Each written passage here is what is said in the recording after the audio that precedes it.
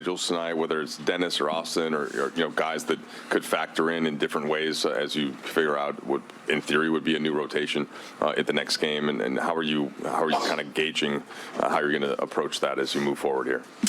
We'll look at the film and start the process of getting our new guys acclimated in the morning. But I saw what I've always seen in the guys you mentioned, Austin, Dennis. Just competitive spirit, and kept themselves in the game until the very end. And then, it's disappointing again to take an L, but I'm totally proud of the way we competed. Being a little shorthanded, I'm totally proud of the way we competed, and we'll figure it out. We have a lot of serviceable players, and it's a good problem to have, having a lot of good players that you can plug in. But we'll figure it out. My staff and I will figure it out.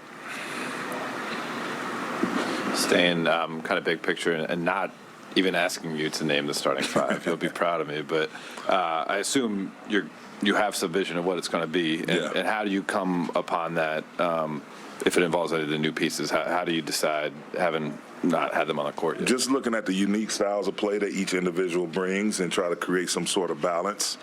You don't want too many carbon copies of the same type player. So you try to balance it out with some offense, some defense, some shooting, some rebounding. So, and definitely some defense, man, first and foremost. But we see different pieces that we may be able to plug in and have that create that balance, not just within the starting lineup, but within the whole rotation, entire rotation. And it'll be a fun job, a fun task to mix and match, the guys we have already with some of the new guys that we've acquired. The Miami game comes to mind as another sort of no LeBron game. Dennis stand out in that one. Dennis, leading you in points tonight. Why is Dennis so good at these games? I mean, when you put him in a position where he can lead the charge, he can set the tone. We saw it all summer with his national team. He thrives in those positions, and whoever's suiting up with him, he wants to put us in a position where we can win. Regardless of who's in, who's out. As long as he's playing, he's gonna give it his all.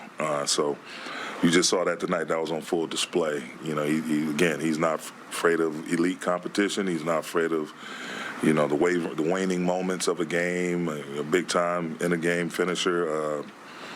It's just who he is. That's the blood that runs through his veins, man. He's a big time player.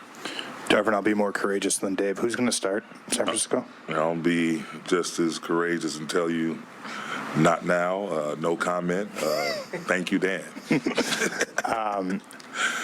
As you guys try to get AD back to kind of full AD, what do you think? Is it just a matter of time for him? Legs? What are you seeing from him right now in terms just of rhythm, man? Just touch, rhythm.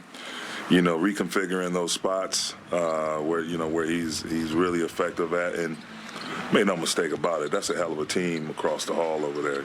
They're who they are for a reason. That's a well-oiled machine, and top 5 defensive team in the league. So tonight, it was having Brooke out there, Giannis, aggressive Drew, Wesley.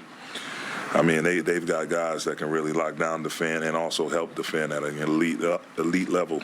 But still, he walks out 23 and 16. So it's just a matter of him. I thought he had some unforced turnovers, and that's just a matter of him continuing the process of getting into a rhythm.